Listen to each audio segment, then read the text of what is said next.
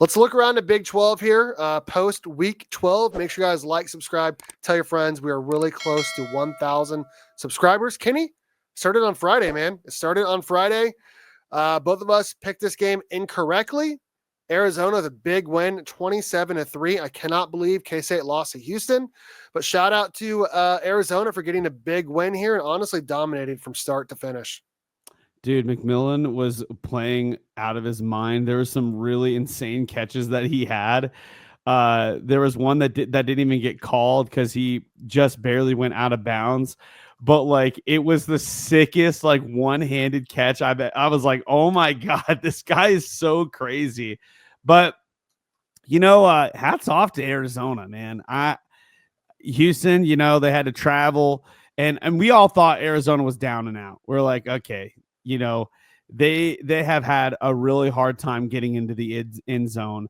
And I thought, well, Houston's got a great defense. They're going to probably be able to, make something happen and prevent Arizona's horrible offense and Houston's good defense. It was a bad matchup for Arizona, but it turns out Arizona had something to say about that, and they were able to get the W in a big way. That was a good win for them. Absolutely. Absolutely. And I was, happy for Arizona. I think their fans are a little bit happier. I mean, I honestly heard some reports out there that, if they lost this game, that they were probably thinking about firing their first year head coach. I don't know if that would have happened. I'm sure his buyout was pretty big. But man, I still feel like Tedero McMillan's going to get drafted. I feel like Fafita is going to go into the transfer portal. But this was still a good win for them. And they still have a chance for bowl eligibility. They're going to be playing Arizona State in a couple weeks. But happy for them that they got the win. Houston on the other side of that, they're ahead of schedule. We talked about it earlier. Right. They have 3 Big 12 wins. And they have a couple games where they didn't score basically at all. I think there was 2 games they scored 0, and then they scored 3 in this game. So not good there. But it's tough to win on the road, which brings us right to our next game. You and I were here. We talked about it in our main podcast. K-State loses 24-14 at home. K-State has not won every home game since 2012. Arizona State's a very good team. Talk about another team that's way ahead of schedule. Arizona State was picked to finish last in the Big 12. Coming out with a big win, their quarterback, Sam Levitt, looked amazing. He looked like an NFL quarterback, 275 yards, 3 touchdowns. They dominated from start to finish, Kenny, and it's honestly frustrating from the K-State standpoint. It really is. Yeah, we already went over it, and K-State has failed to show up for the last 2 games that they've played. And you can put a lot of blame on the coaching staff and the players. There's enough blame to go around for everybody. And it just, when the whole program is out of sorts, how can you expect to win any games when everybody is just out of sorts, man? I don't know what else to say.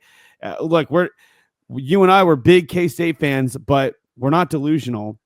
We understand that we were favorited, but the K-State crew was not prepared, and it's a loss that's going to sting for a while, but it's not the end of the world. So we just got to keep cheering for them. I mean, honestly, about 5 minutes into the game, I was already pretty frustrated and thought we were going to lose. Honestly, when you throw an interception on a second play, they come down and score right away, and their quarterback really good. I mean, K-State's right now, I feel like we said it in our main podcast, K-State's biggest issue is their heads. I mean, when you're getting touchdowns called back because of a legal man downfield, and there was 2 field goals where it was just a bad snap and couldn't get the ball down and kick it. Like, there's a lot of mental errors happening right now for K-State, and it feels like they're getting it in their own way.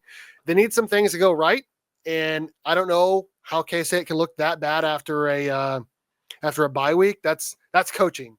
You got to have your team prepared, man. Like, I understand that they want to get those younger guys some more reps, but my God, like, after a loss, K-State's entire team should have been playing every single day. Like, I understand they want to get that rest, but man, you got to be prepared. You just have to be prepared after a bye week. So shout out to Arizona State. Great win for them. It seems like K-State has a really, really hard time capitalizing on things when they goes their way. Yep. And then when things don't go their way, they just completely fall apart.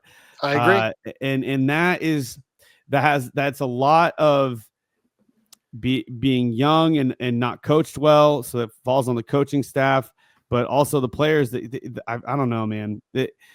This team needs to get it together and just try to finish out strong for the rest of the year. Otherwise, if we end up losing every game from here on out, it's gonna be bad. It's gonna be really bad for the program. K-State's got to figure out a way to get 9 or 10 wins because it can still happen. It can still happen. K-State's not making a college football playoff right now. It's not, but K-State can still win 9 or 10 games. So yep, and there's some, and that still has to mean something. I want to quote Brian Hanley. If we're saying to ourselves that 10 wins on a season doesn't mean anything, then why are we bothering? Why do we play the games? I agree. What's the point? If winning 10 games doesn't mean anything, then what is the point of playing games then? It has to mean something, and that's where I'm coming from. It has to at least count for something. So, and Iowa State's never won 10 games, and they're catching a stray right now. But K-State has the opportunity to win 10 games, and Iowa State is just never catching a random stray. Yep. Moving on to the game of the weekend in the Big 12. You called the upset.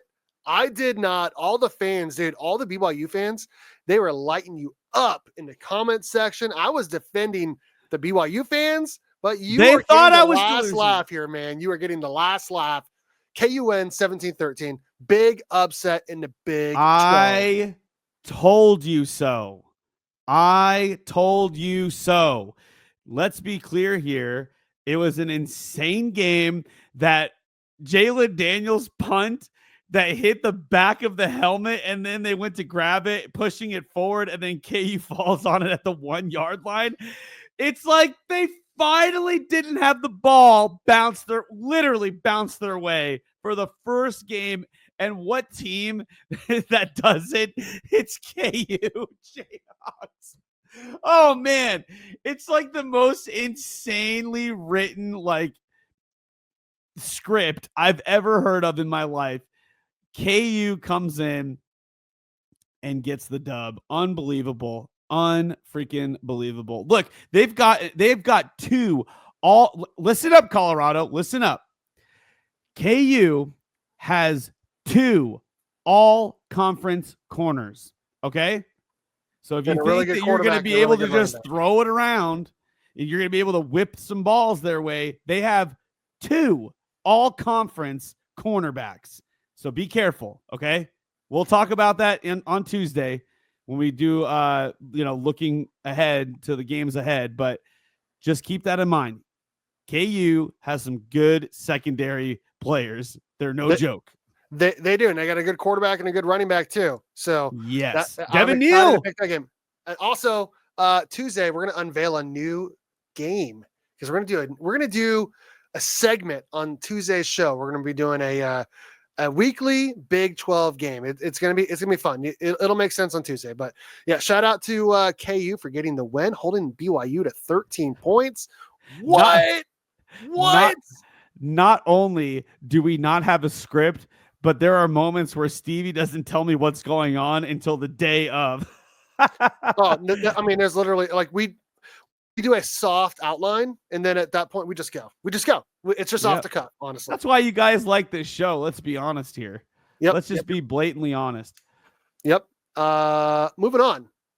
The game that everyone is watching right now live wants us to talk about. Kenny, you and I watch this separately, but we both watch this game. Colorado scores their most points under. Give me my credit. Give me my freaking credit. I said Colorado 51, Utah 14. You said Colorado scoring 51 points is absurd. That's not going to happen against Utah's defense. I said, Stevie, Utah is coming off one of the worst losses they've had in a generation. They are. Go on. Let me hear it. Bring it to me. Go on. They're literally not going to be up for this game, and they weren't. Colorado was 2 points away from scoring the amount that I called them to get. And even the Colorado fans were like, whoa, that's pretty. Whoa. Like, that's a lot. I don't know about that, Kenny. I don't know about that. And I'm like, just believe me. Okay. Just Just calm down and believe me when I say Colorado's going to score 51 points. And they almost did. They were a safety away from hitting the damn 51 marker. There was a moment where I thought, oh, snap, like Utah could actually come back in this thing if Colorado doesn't get it together, but I wasn't worried. I think Colorado had everything go like in their hands. They were completely fine, but there for a moment, it was like 14-28 or something like that. I'm like, I don't know. It could be one of them situations, but nope. Colorado shut it down quick. So I just want to say, go ahead. I just want to say, Colorado, you guys, BYU, Arizona State have like the best fans. Okay, like coming into the Big 12, fans that hadn't been in the Big 12 for a while. Those three Say those teams, again. Same again. Colorado, Arizona State, BYU. I agree. You guys have the best fan bases coming in to the Big 12, and it makes sense. You guys are winning. You guys are doing things that nobody thought. Like Colorado was predicted like 10-11 in the conference. BYU 11. Bottom half. Arizona State literally the last place team in most everybody's projections, and to just see how those teams have literally flipped the script to go the other way says a lot. I don't know if Colorado is going to maintain this dominance next year. As they without Travis Hunter and Shedeur Sanders, you mean? And Shiloh Sanders? Yeah, without basically their entire team that's going to get drafted. I don't know how deep that recruiting is going to be, but hey, in this transfer portal world, if Deion stays the coach, they're going to get anyone they want. If Deion remains to be the coach, then everybody's going to want to play for Deion. But I have a suspicion that Deion's aspirations are going to be NFL. So I agree. We'll see. I agree. We'll see. I want to say a few things. Number one, this is the first time all season that Utah had given up 30 or more points, and they gave up almost 50. First time all season. That's why I said 31-21. I was still saying they were going to score more than 30. But shout out to Colorado. I mean, there was a drive there where they had like a third and forever, and they threw a touchdown pass. I think it was their first one. They had a punt return touchdown. I mean, they were outclassing Utah from the get-go and getting their fans in it. I mean, Travis Hunter is a real deal. Shedeur Sanders is the real deal. They're a great team. I'm excited to watch them play against KU next week. I want to do a quick shout out to one Colorado fan in particular.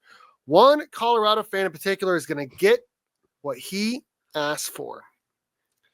Mike Smith 3835. Man, you don't need Steve. You would do better going alone. Believe me, he is so personal with his commentary. Then he also said, the one announcer, Steve, is a complete a-hole and CU hater.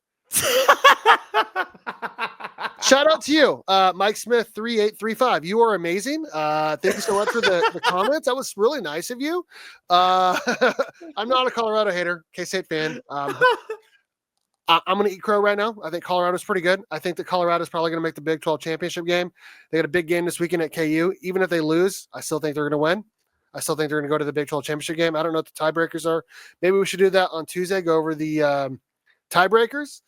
But Colorado's really good. They're really good. They've improved tremendously on defense. Their offense is amazing. I mean, the name of the game is to throw the ball, and Utah could not do that. And obviously Colorado can every single game. They have everyone watching their games. I think I looked at the TV numbers.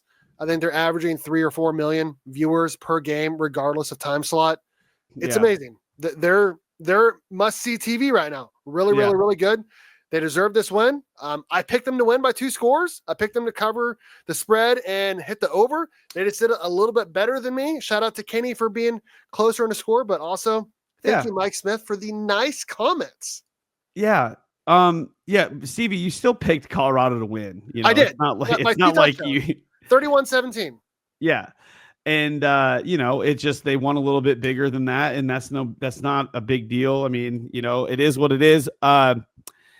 I'll say this, I'm not going to give my predictions for next week, but I'll say, like, I don't have a dog in Colorado in KU. You know, if I think that KU beats Colorado, I don't think that that's going to be a bad thing. It's not like I'm against Colorado or anything like that. I just think I'm going to pick them to KU is win. playing out of their minds right now. I'm going to pick Colorado to win now. I mean, at this point, it doesn't matter if they it doesn't matter because it's a 0.1% chance.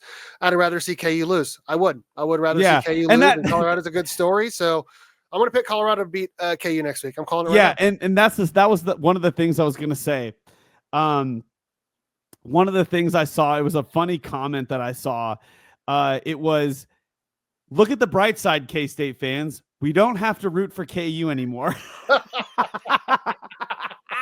That is you talk about moral victories. It's gonna be a tough game. I'm not gonna lie, it's gonna be a tough game. But I am gonna talk about moral victories. That right there is a moral victory and a half. Oh yeah, I forgot to show this. I know there's probably not as many BYU fans watching this right now, but I just want a little bit of insight here. What is this, BYU fans? I am so confused by what is going on with this right here.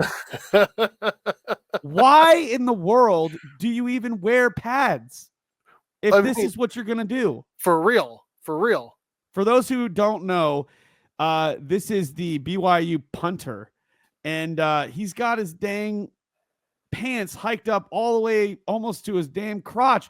It's looking like he's wearing boxer briefs. It's just like, what is going on right here? Also, I want to show one last thing. For all those Colorado fans that are blowing up the chat right now, you guys are blowing up the chat, and I love it. I really do. But this is why we say what we say. Right here, it says the Big 12 football strength of schedule, all games so far. Colorado's all the way down here. We did say Colorado had a pretty easy schedule compared to everyone else. We did say that. But right. Go and take it away. But this is why, you know, for us, it's like, well, K-State's got like a really tough schedule. KU's got the toughest schedule. Baylor's got a tough schedule, right? And so obviously, you know, it is what it is. The look at the teams that are in the top, like TCU. I mean, I don't know what the heck's going on with that team. I mean, they have the easiest schedule in the whole entire Big 12, and they're like maybe ranked like 7th in the conference. Dude, the top 10 teams, none of them are in the conference championship race. Yep. Yeah, that's correct. That is correct. 13, 14, and 15 are 1, 2, and 3 right now. And then 11 is number 4. So it does matter. It does matter. But it does matter. We're not making excuses. We're not, but we're just telling you Colorado has had an easier schedule. BYU's had an easier schedule. Iowa State's had an easier schedule than some of these other teams have had. It doesn't matter about the beginning of the year, because what matters is when you play the games. That's all that matters. Like, people's predictions are going to be predictions. Like, we all thought that Arizona State was going to be this really crappy team, and it turns out they actually have a very, very good team. So their actual power rankings, not their preseason prediction, but their actual power rankings, this is why we have to play the games, is what matters. The preseason doesn't matter. If you guys want to just live by the preseason and your power rankings actually be the preseason power rankings, then you would be actually ranked 11, but you're not. You're ranked amongst the top because you actually play the games. And when you play the games, the result of those games gives you the power ranking. Like, that's how power rankings work. It's not just a guessing game. It's like, you could say like, okay, Colorado won how many games last year? 4. How many did K-State win? Okay, 9. How many did Arizona win? How many did it was 10 for Arizona last year? Yeah, 10. How many did Utah win? How many, like, you go through in the preseason, you're like, okay, I'm going to say we'll put them here. But then you actually have to play the games. And it turns out that Colorado's got a really good squad. They recruited. Yeah, Colorado's got a really good squad and a really good schedule too. It all matched up pretty well for them, and they took advantage of it. They did, and they won on a Hail Mary, or they got to overtime to win on a Hail Mary, which that actually brings us to our next game. That's right. Segue here. Baylor, we both said they were going to win. 49-35 at West Virginia. But right Yeah. after this, we are going to get into our Big 12 power rankings for everyone watching live. Yes. West Virginia did make this closer late, but I mean, Baylor dominated. I mean, they're up. I mean, I think they're up 49-28 late. So they're a good team. I mean, honestly, they're a Hail Mary away from being 7-3 and all their fans being pretty happy. I mean, they're a team no one wants to play right now. They're really, really, really good, and they showed why. And honestly, who knows if they would have won that game, if they would actually carry that on to the next games when they would, because they lost a couple after that, playing horrible games after that. But I've said this before, like a month ago, 2 months ago. I'm like, Baylor's letting that loss to Colorado carry over for like weeks on end. But now they've kind of moved on. They started winning games, and they're winning in big ways. I mean, they won 59 against Texas Tech, 49 to West Virginia. I mean, they are just blowing doors off of freaking teams right now. It's They're good. They're really good. I enjoy watching them play. I do. Their quarterback, Sawyer Robertson's, he's pretty good. And David Randy's definitely saved his job. Honestly, I think they're maybe a year away from contending for a Big 12 championship. I could see them being, rated in the top 5 or 6 next year going into the season. Like I said, I mean, if you're anyone else in this league right now, if you're BYU already played them, right? But I mean, if you're Colorado or Iowa State or whoever, I don't think any of those teams want to play them at this point in the season, because just like Arizona State, Arizona State, Baylor, I did what you did, is on an exponential rise to end the season, and they're looking really, really, really good. That's right. Moving on. Go. The team that we're going to be playing against next weekend in our last home game. Yep. Cincinnati and Iowa State. And these are the last 2 games that we're playing. We're playing Cincinnati at home, and we're playing Iowa State at their turf to end the season. We both called Iowa State to win this game. We did. I wasn't sure how it was going to turn out. I had them winning bigger than this, but I still have them winning by multiple scores. Right. I was unsure because the reason why I said that Iowa State was going to win was because Cincinnati relies on the passing offense, and Iowa State's got great passing defense. So I didn't think that they were going to get a lot done. But Cincinnati, they kept it somewhat close in the first half. I mean, it was basically tied up. And then they came out, and they're in Ames, so it's going to be a tough win in Ames. They're a very, very good football team at home. This kind of turned out how I expected it to be. Yeah, I mean, they put up a fight. I mean, it was 17-20 with like a couple minutes left. Iowa State put up 2 touchdowns late to make it look a little bit better. Iowa State's a good team. I think Cincinnati's a pretty good team too. They're going to give K-State all they can handle and more. I mean, every team that plays K-State, I feel like really, really wants to win that game because they know K-State's got a good program. And Cincinnati and Iowa State are going to put up just as big of a fight, if not more, than every other team has this whole season. K-State's got to be ready for it, but shout out to Iowa State. They are 2 wins away from breaking the school record for wins in a season. So I said it a couple weeks ago. They're finally going to get 10 wins. I still think it. I think they're going to beat K-State, and they'll probably win their bowl game too, get 11 wins. So shout out to Iowa State for getting to 8-2, back in the top 25 with a 34-17 win against Cincinnati. I'm pretty sure, but every single game that K-State has played this year, K-State has been favored. But they will not be favored against Iowa State. That'll be the first game, and maybe the bowl game. Maybe they won't be favored for the bowl game.